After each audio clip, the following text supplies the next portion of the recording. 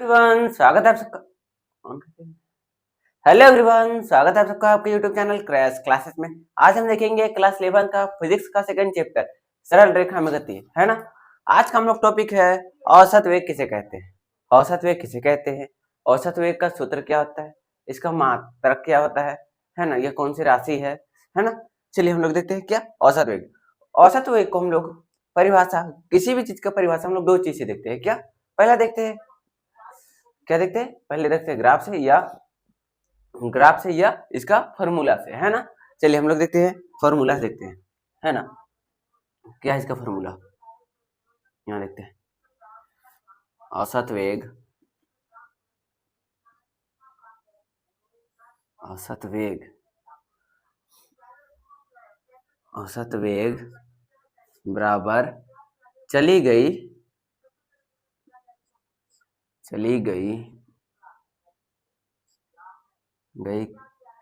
कुल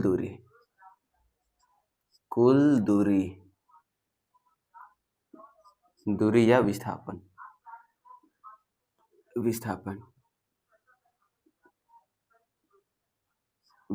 है ना। क्या चली गई कुल दूरी बट्टे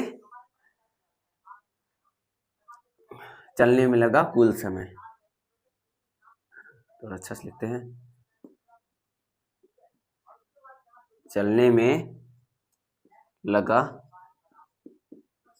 कुल समय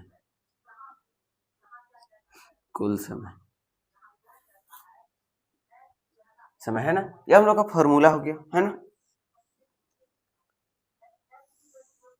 इसको आप लोग याद रखिएगा, फॉर्मूला याद रखिएगा तो आप लोग आसानी से बना लीजिएगा, है ना।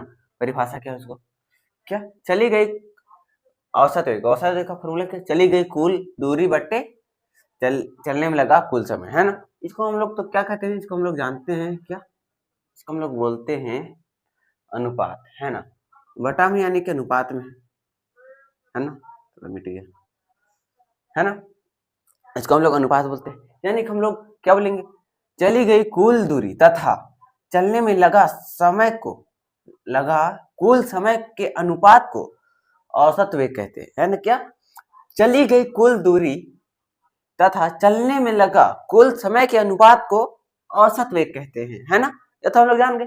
क्या चलिए लिखते, थोड़ा सा और देखते हैं। क्या कोई गतिशील वस्तु द्वारा चली गई कुल दूरी, हम लोग बोल सकते हैं कोई गतिशील वस्तु या गतिशील पिंड के द्वारा चली गई, है ना। ये समझ रहे हैं ना। चलिए हम लोग देखते हैं, हम इसका परिभाषा लिखते हैं। हम लोग यही लिखेंगे, लेकिन परिभाषा अगर आपको लग रहा है लंबा है, पर उतना ध्यान नहीं देना है, आप सूत्र से निकालिए, सूत्र आसान है, सूत्र से निकाल सकते हैं। क्या किसी वस्तु द्वारा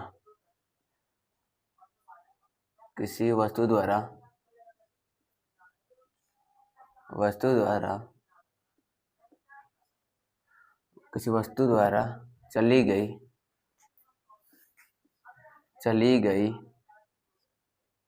कुल दूरी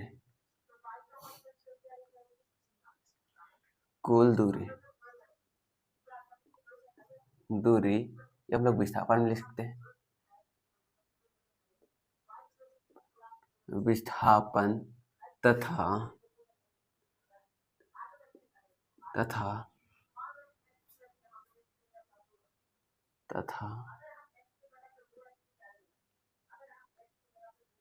चलने में लगा कुल समय, क्या कुल समय के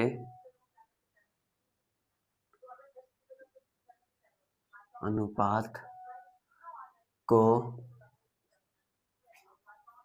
औसत वेग कहते हैं। क्या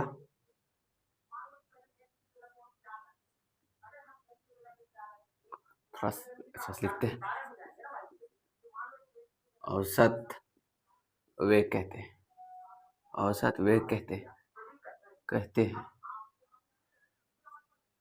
हैं, है ना। यह तो हम लोग का क्या हो गया परिभाषा। क्या किसी वस्तु द्वारा चली गई कुल दूरी यह विस्थापन तथा चलने में लगा कुल समय के अनुपात को औसत वेग कहते हैं, है ना। आपको परिभाषा थोड़ा लंबा लगा होगा, उतना याद नहीं करना है। चली गई कुल दूरी तथा चलने में लगा कुल समय के अनुपात को औसत वेग कहते हैं, है ना। शॉर्ट है, कुछ नहीं, सिर्फ इसको सूत्र याद कीजिएगा, सब हो जाएगा। और आप एक और सूत्र देखिए, क्या, यहाँ देखिए औसत वेग का है, औसत वेग साइड में लिखते हैं, इधर लिखिए, इधर लिखते हैं साइड में, है ना। क्या औसत वेग,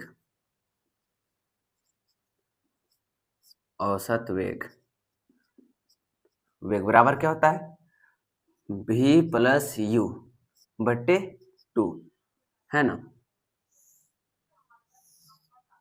यह हम लोग का एक फॉर्मूला है,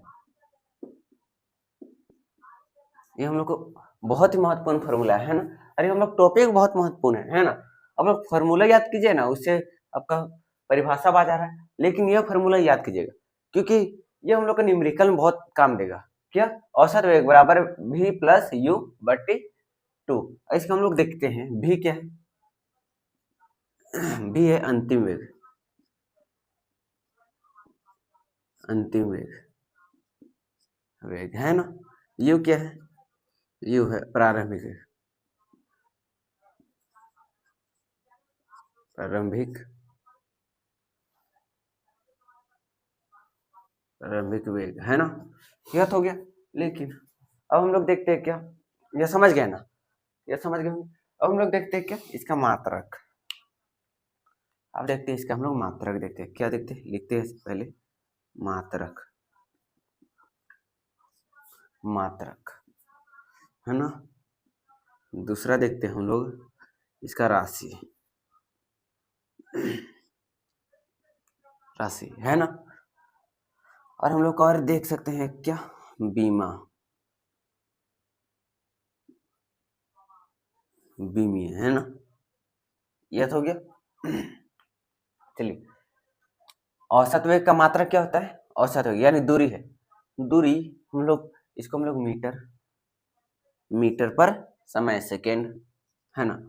यह तो हम लोग का एमकेएस पद्धति में हो गया, एमकेएस पद्धति में हम लोग का हो गया। यहाँ समझिए साइड में, इधर एमकेएस पद्धति में हम लोग हो गया मीटर पर सेकेंड हो गया, है ना, मीटर पर सेकेंड हो गया। और हम लोग सीजीएस पद्धति देखें, सीजीएस पद्धति हम लोग देखेंगे तो इसका मात्रक क्या हो जाएगा, सेंटीमीटर पर सेकेंड, है ना। यह हो जाएगा, समझ गया ना। मात्रक एमकेएस पद्धति में, औसत वेग का मात्रक एमकेएस पद्धति में मीटर पर सेकेंड होगा, है ना। और सीजीएस पद्धति में होगा सेंटीमीटर पर सेकेंड हो जाएगा, है ना। इतना समझ गया ना। चलिए इसको मिटाते हैं, थोड़ा सा इसको साइड में, इतना हो गया। अब राशि क्या है,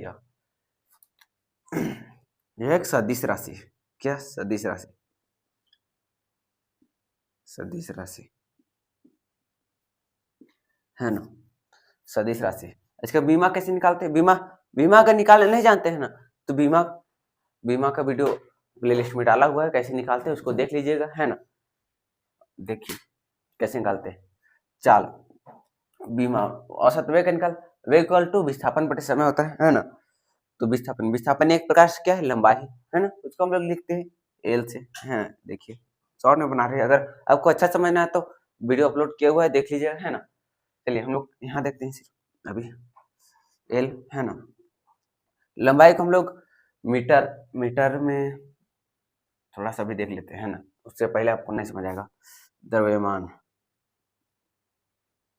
द्रव्यमान, लंबाई, लंबाई, समय, समय, ये हो गया, है ना। और हम लोग बीमा में द्रव्यमान को मास बोलते हैं, इंग्लिश इसको मास बोलते हैं, और इसको हम लोग बीमा में एम से सूचित करते हैं। और लंबाई, लंबाई हम लोग लेंथ होता है, इसको हम लोग एल से, है ना। समय, समय को हम लोग टी से, है ना। यह समझ गए। तो हम लोग इसी प्रकार इधर देखेंगे, विस्थापन, विस्थापन एक दूरी है तो एल हो जाएगा, है ना, एल।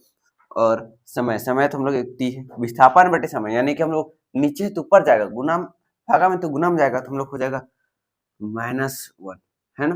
अगर हम लोग इसको पूरा तरीका से लिखेंगे, यानी कि पूरा रूप से लिखेंगे, इधर देखिए, तो हम लोग देखिए शुरू से लिख, यहीं लिखते हैं, इसको मिटा लेते हैं, है ना। यहाँ देखिए थोड़ा सा, यहाँ लिखेंगे m0 L1 t के पावर -1, ये हो जाएगा। अच्छा हम लोग इसको भी लिख सकते हैं क्या, L1 t के पावर -1, ये हो जाएगा हम लोग का पूरा, है ना। इतना समझ आ गया होगा, है ना। चलिए हम लोग का वेग और औसत वेग तो खत्म हो गया, और हम लोग का यह महत्वपूर्ण टॉपिक था, साथ में यह फॉर्मूला महत्वपूर्ण टॉपिक है। और हम लोग अगला वीडियो हम लोग देखेंगे क्या, गति के समीकरण, है ना। ये समझ रहे हैं गति के समीकरण, हम लोग का इस चैप्टर में गति का समीकरण बहुत ही महत्वपूर्ण टॉपिक है ना। अगला वीडियो में देखेंगे हम लोग गति का समीकरण। अच्छा लगा, अगर नहीं समझ आएगा कमेंट कीजिएगा, आपको फिर से समझाने का प्रयास करेंगे। धन्यवाद।